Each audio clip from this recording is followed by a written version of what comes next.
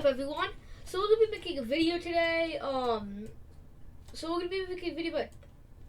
a winter storm plus some long-range outlooks. But first, you might be thinking, where is that monster storm over there? Well, I'm not covering it because it's not supposed to fire off until tomorrow morning. So we'll be covering that tomorrow morning. But for now, we want to focus on this storm, which I'm going to cover every part of it. As you can see, in northern Maine, we have heavy snow with some rain showers along the coast. We're going to be expecting around 13 to 25 inches with the storm and sleet accumulations around 1/10 of an inch. So that's what you can be seeing. You can see heavy snow along Maine. And as you can see, the development of this is really taken off in the last couple hours.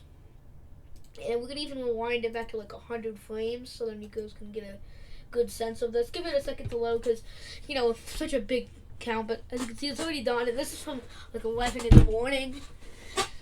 So yeah, you can see the snow developing, and then you can see the rain showers developing on the side of it. But these snow showers have really fired off in the last couple hours. So that's what you can be seeing. Now, looking at a place a little bit further south in southern Maine, it's way more chaotic. Heavy snow. Some wintry mix on the far southern side of the storm, and heavy rain along the coast. Again, this is a very coastal divide. But you can see here that you can see that this development was not bad. I mean, you can see rain off the coast and maybe going into the coast. But then, again, this snow has been only developing in the last few hours, as you can see, getting stronger and stronger and stronger. And it also kind of looks lake effect, too, because yeah, let's see that because there's snow been rolling through. So it's going to be lasting a while. So if you live in on the other side, same thing happened to me. Now in Massachusetts, things are a lot different. Heavy rain, some mix, and some snow on the far side of things. So you can see mainly snow, but then you can see the rain kind of take over, and then the wintry mix just pop into existence, like that gray snow that instantly becomes mix. So yeah, what's crazy, I mean, this is March and we're getting some pretty heavy winter storms too. Now we're gonna be going to New York, which, as you can see, doesn't have much. It's just rain and it doesn't come in much. So yeah, that's gone. Now why aren't you covering this one? Because it's not gonna really fire off until Sunday morning, which I will be covering here on the channel. But as you can see, there was a blizzard warning, so you can tell this one's pretty bad. Now we're going to be heading into the other part of the video, which is the long range outlooks. So looking at this here, we can see we have a pretty interesting area here. So we're going to be looking at the forecast, and this is for about tomorrow around, I want to say 2 in the morning. So this, as you can see, heavy snow, and yeah, this storm system hasn't fired up yet. What is this being caused by? I genuinely have no clue. Either the low has dissipated or something, because I cannot see a single low on the screen that's causing this event. So as you can see, 993 millibar, this will be causing that giant winter storm that we're seeing. The jet stream is looking something like this, which is causing racers. Now, let's by the time we're going to get to maybe around morning, you can see some more snow developing, and this is when that thing becomes its peak. And then we now finally see the low. It might have been a glitch or something, but that looks like 980, so it looks like it's being led by 2 storms, so that's insane. And you can see that heavy snow in the Maine. That is just insane. Just insane heavy snow in that area. It's crazy. So you can have a low pressure system, 993 still. And by the time we get to the 25th here, you can see that this has literally turned into a supercell. A 977. A 977 on the 25th. That is extreme. Like, that's even a strong low for winter. Keep in mind spring. And it looks like this storm turns into a little tropical storm. So 977, that is wild. That's just wild. By the time we make it to the 26th here, this storm has deeply weakened to a 993. But yeah, this does look this right here does look like something tropical. It looks just standing off the coast, and this thing looks like yeah, I was right. And they were right about the day 3, as you can see this low causing some severe weather to fire off in the southern Arkansas, Mississippi areas. Now, by the time we get to the 27th, this has become heavy rain, and a deep trough is digging into the plains, causing storms to shoot out, and this looks like it has dissipated.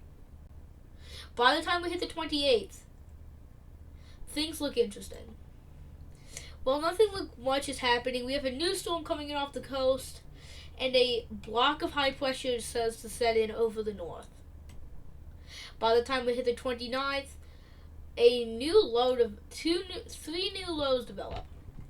One off the coast of the west, bringing along some showers from Maine to Florida. Interesting. But this is not going to affect anyone. A second low right here, which is behind this low, which I'm most likely concerned about. As you can see, it's a 991 already off the coast. And while this may not look like bad, by the time we get to the 30th, something moving along here. This does look tropical. It's going to probably be hitting California. Some scattered rain and snow showers, and a new nor'easter looks like it went up off the coast and bringing some heavy snow rain showers to Maine and parts of Canada. Again, we don't cover Canada on this channel, but we will, sort of. And yep, that looks tropical. By the time we hit the 31st, low of 997 is going to be, and that does look tropical. Now it doesn't have an organized low, but it looks tropical. As you see, some just general rain showers and snow showers near Pennsylvania, Ohio, Indiana, Illinois, Missouri, Kansas, Michigan, Wisconsin, like those general areas, and then something down here. I have no idea what this is. But this looks like a storm that's just sitting off the coast, bringing some flooding and some snow. Now, as you can see, by the time we get to April 1st, Happy Fools, 995 low is over Colorado, bringing snow and rain showers to parts of the desert southwest and west and just southwest in general. And this looks like it really starts to fire off by later time of the April 1st. As you can see, it's became a 991, and it's starting to get rapid. And by the time we hit the second here, it looks like it's going to become severe, with a new storm coming along the coast. This rapidly... Why does it look like the low is separating from the storm? But this looks like rain here. And this looks like this can bring some rain in and eventually some snow, as this becomes a heavy nor'easter by the time we hit the 3rd. 991 onto the coast, as you can see. This becomes a 988 and then eventually a 983, bringing along heavy rain and snow to the area, as you can see. This eventually becomes probably the strongest low we've seen, as a 970. Keep in mind, that's like a Category 4 hurricane. So, not Category 4, like somewhere on Category 2 to 4. So that's pretty strong for a generalized low system. So as you see, heavy snow in Maine, Vermont, New Hampshire, New York, Pennsylvania, Rhode Island, Connecticut, Massachusetts. All will be experienced, basically the whole Northeast will be experiencing. While a new low forms, which is 1,005, so like one of the weakest, forms on the California. I said the California. By the time we hit the 5th, something, I do not know what these are, but these things keep on coming on in California. They might be tropical, I don't know. As you can see, remnants from this giant is still here, rain and snow in Pennsylvania, and just basically around the Appalachians. These will move across Pennsylvania, bringing some light snow showers and rain showers. And again, that 1,005. By the time we hit the 6th, things look interesting. A new low developing off the coast that might become a nor'easter, and the low situated right above Mexico and Texas. Bringing along some very just scattered, I don't know how it's bringing along that much, But this develops into a good surface level, probably a 987, I believe. By the time we hit the 6th, by the time we hit the 7th, this looks like a pretty interesting storm. But it looks like it dissipates and just fizzles out, as you can see, by the time we hit the end of the model 1. And but it looks like we have a new storm that could bring some storms in. Don't even ask me what that jet stream is. This jet stream is wild. Basically, some sort of high, like you can see those storms in California just get launched north. So I will really look at that. Probably, this will be. We can go into climate and see what's going on. Because I bet we can see what's going on with that.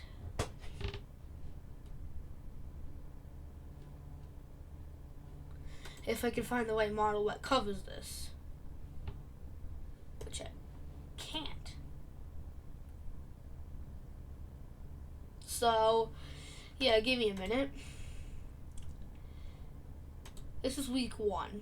So as you can see, week 1, heavy cold over the, some very heavy warmth along the northeast for some reason. But by the time we make it to week 2, things look completely different. The warmth has weakened, and this cold bubble has formed over just basically the whole mid part of the country. Now, looking at week 3, we can see this has become a kind of neutralized out pattern, warm in the north, warm in the south, and that looks very fake. I doubt that will happen. And again, yeah, this doesn't look very, this does not look. 36 to 42 days from now, that won't work. That won't work. Trust me. Now, however, we will be able to see this. So it looks like now we can see cold across the west, diving into the north of some more building along in the east. Now this is going to be coming big. This is when that warmth makes a beeline out of there and basically just fortifies itself, kind of like a stopping wall. And this is why we're going to see this very severe storm. You see that? That's bad. That's bad. When there's 2 blocks of cold air and this insane jet stream will develop, that is not good. When the jet stream dives into Mexico before diving into Canada. How does that work? That's not good. Looking at this, they continue to strengthen both of them before battling, and this is probably where we're going to get some very severe weather along that line there. However, eventually, after a long amount of battles, we end off with this kind of what's starting to get pushed back by the cold.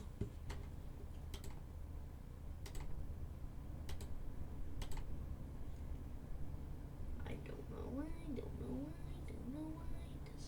Okay, so yeah, we're gonna be trying to look at another. That is not what I was looking for.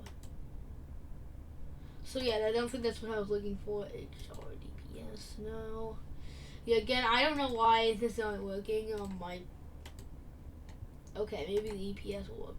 There we go. We got something. So looking at this week, yes, now this thing's something different. Some warmth located in this area. However, moving this along to 0, and then 06, this starts to get forced out, and it looks like it's just getting driven out. But no.